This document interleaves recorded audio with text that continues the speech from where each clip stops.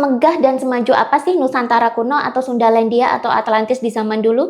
Dalam buku Atlantis, The Lost Continent Finally Found ini disebutkan bahwa sebenarnya dugaan paling mungkin untuk menentukan lokasi Atlantis yang sesungguhnya adalah di Sundalandia, alias Nusantara kuno yang eksis di akhir zaman es. Kalau kalian baca buku ini, dijamin kalian akan kagum dengan kemegahan Nusantara kuno di zaman dulu, saat masih menjadi Atlantis atau Sundaland. Plato menjelaskan kemegahan dan kemajuan peradaban Atlantis sebagai berikut.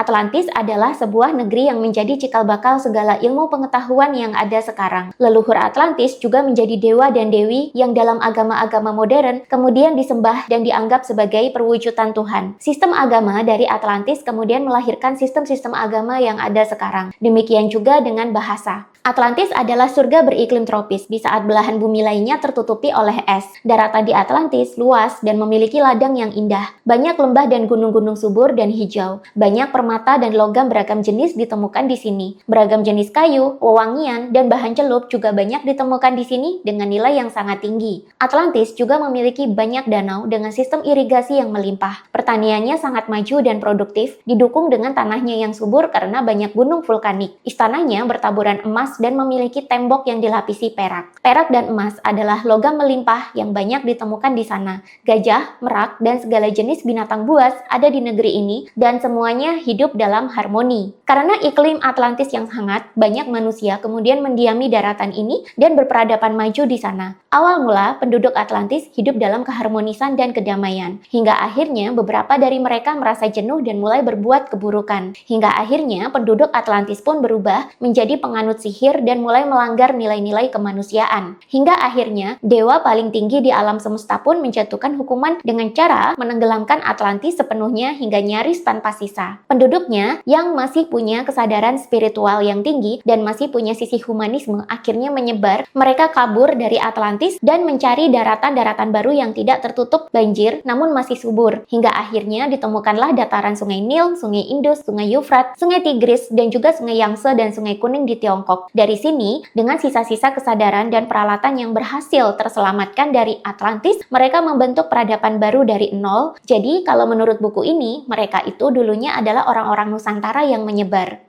Selengkapnya bisa baca sendiri di buku Atlantis. Cekot sekarang juga di keranjang yang ada di video dan buruan sebelum stok dari penerbit habis.